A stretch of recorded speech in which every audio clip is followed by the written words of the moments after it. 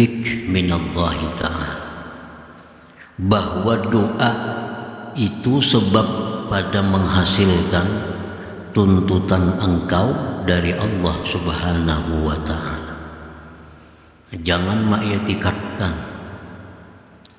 jangan menganggap bahwa doa itu sebab untuk menghasilkan tuntutan kepada Allah. Sebab berdoa ini lalu hasil. Nah, jangan demikian. Doa itu jangan dijadikan sebab untuk mencapai tujuan. Sebab berdoa aku akhirnya diberi Allah doa.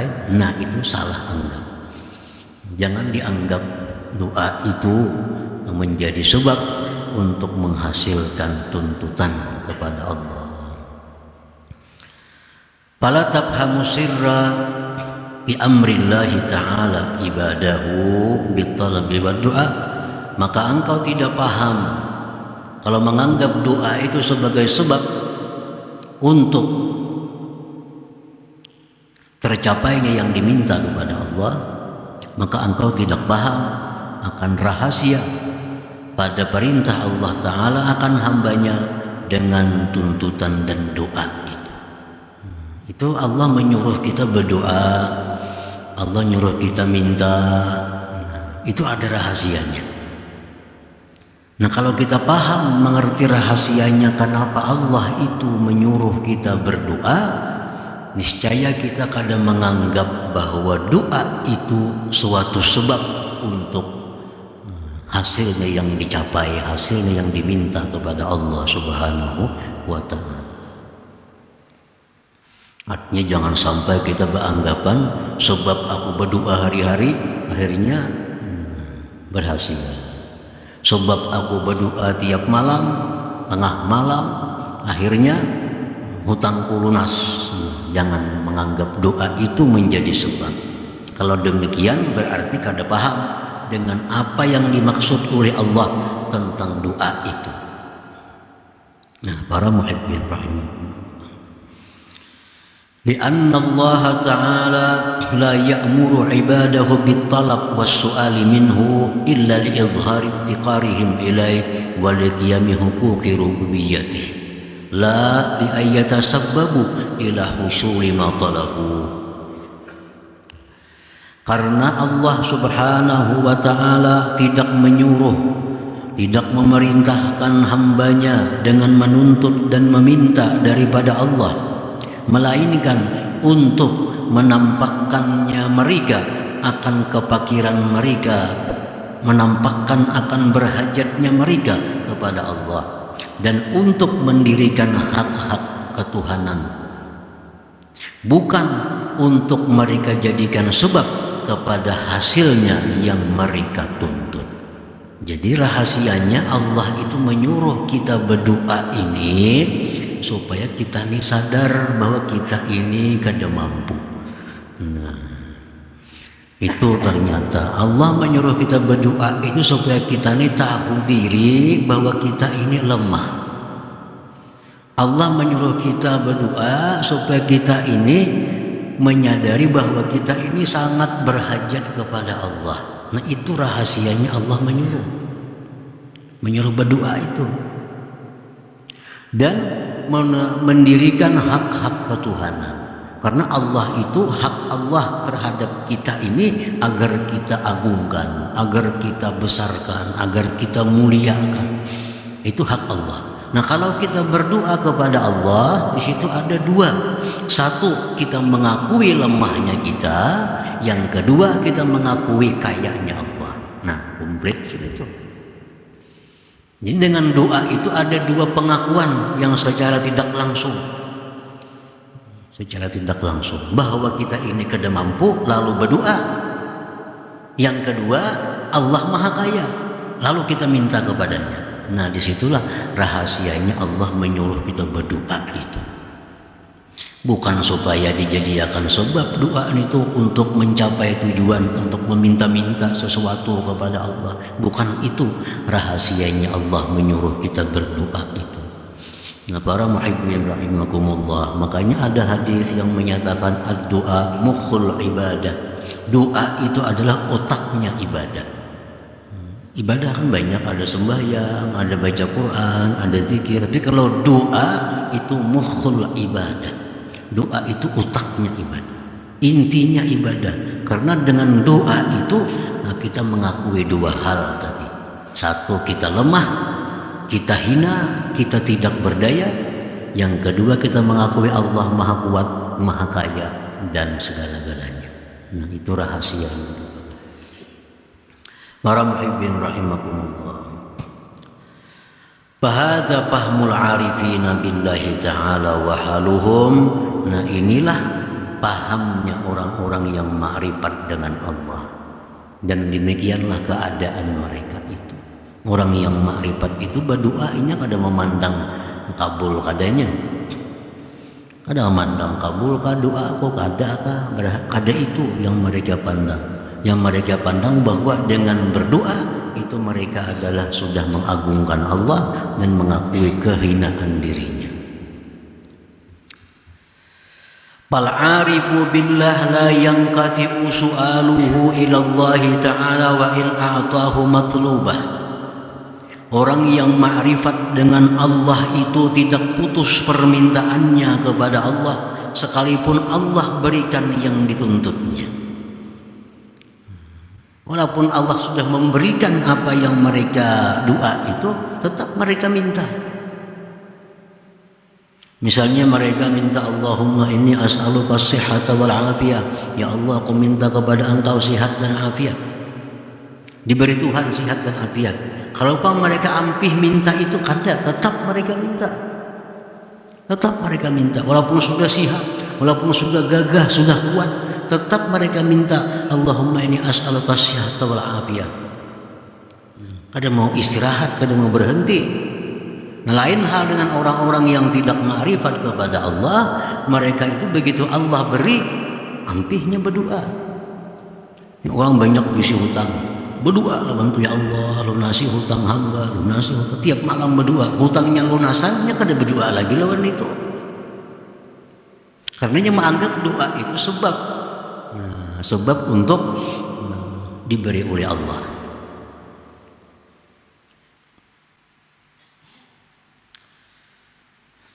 Jadi orang arif itu kalau minta kepada Allah, ya Allah berilah hamba rezeki. Nah, ini bukan pemberian rezeki itu yang ditujunya. Yang ditujunya tadi ialah menampakkan dia ini perlu kepada Allah. Allah Maha Kaya. Itu yang isinya. Andai kata dia diberi Allah rezeki yang luas, tetap dia minta, ya Allah minta kepada Engkau rezeki, minta berkah rezeki. Nah, tetap minta rezeki kepada Allah.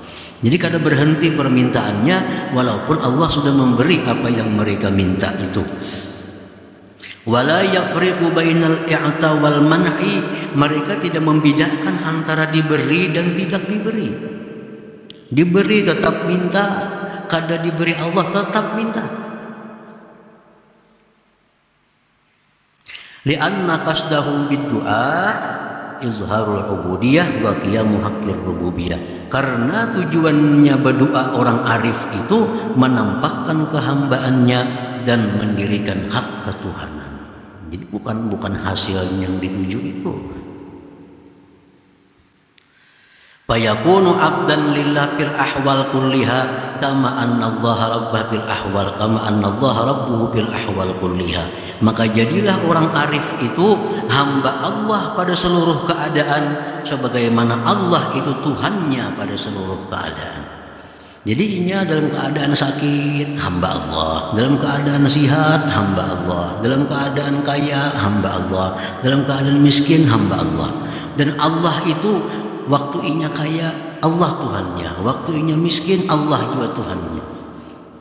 Nah, jadi lain lawan orang yang bukan arif, orang yang bukan ma'rifat itu. Kadang-kadang orang yang bukan yang belum ada ma'rifat itu mereka bertuhan Allah hanya waktu sengsara. Waktu sengsara Tuhannya Allah. Waktu inya lapang bahagia Tuhannya ada Allah lagi. Dan buktinya mereka kada berdoa lagi kepada Allah kalau sudah dapat apa yang mereka minta. Nah, para muhibbin rahimakumullah. Jadi faidatud du'a indal arifin, faidahnya doa itu menurut orang-orang arifin kismani, ada dua macam. Al awwalu, yang pertama, imtisalu amrillahi ta'ala bid-du'a, menjunjung perintah Allah dengan doa. Dalam Quran banyak ayat nyuruh berdoalah kamu, berdoalah kamu. Nah, faidahnya doa satu, kita dapat menjunjung perintah Allah. Wasani, yang kedua, tazyinul jawarihil zahira bil ibadah, memperhiasi anggota zahir dengan ibadah. Di anna doa, karena doa itu minal ibadah, daripada ibadah. Nah, para muhibbin rahimakumullah. Jadi rahasia doa yang tadi sudah, untuk mengakui bahwa lemah dan mengakui Allah itu maha kuat. Itu rahasia doa. Kalau faidah doa, satu, menjunjung perintah Allah. Yang kedua, memperhiasi anggota tubuh yang zahir dengan ibadah.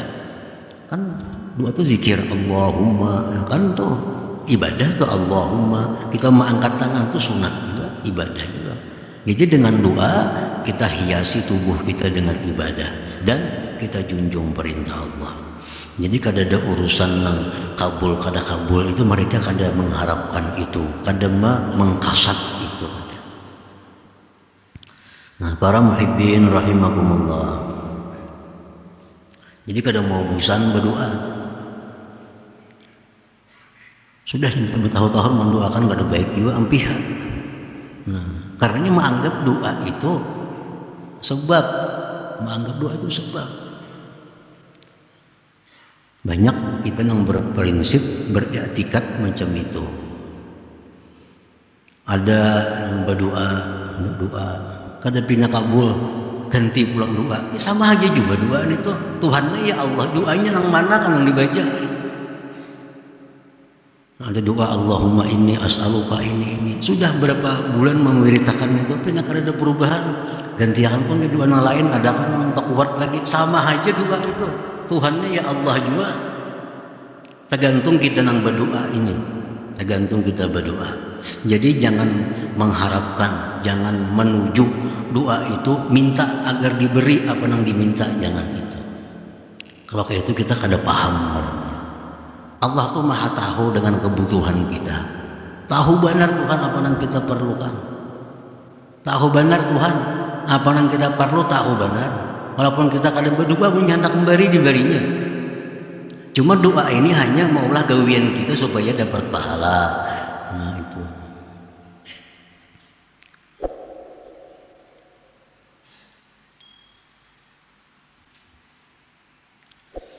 Qala Syekh Abdul Hasan radhiyallahu an, la yakun hammuka bi du'aika azufra bi qada'i hajatik fatakuna mahjuba, wal yakun hammuka munajata maulak.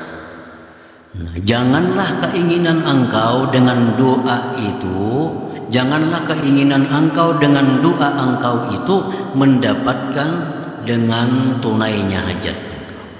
Jangan, maka engkau terdinding daripada Allah. Hendaklah himmah engkau, maksud tujuan engkau dengan doa itu munajata maulak, munajah kepada Allah Subhanahu wa ta'ala. Assalamualaikum warahmatullahi wabarakatuh. Selamat datang di channel Ngajini Santri, tempat di mana kita bersama-sama untuk memperdalam ilmu agama dan menguatkan iman. Semoga sahabat semua selalu senantiasa dalam lindungannya, diberikan kesehatan, dilancarkan rezekinya, dan dikabulkan segala hajat-hajatnya. Amin amin ya rabbal alamin. Pada video ini kami akan berbagi ceramah dari guru kita, yaitu Kiai Haji Muhammad Bakhit. Semoga kita dapat mengambil hikmah dan pelajaran dari video ini.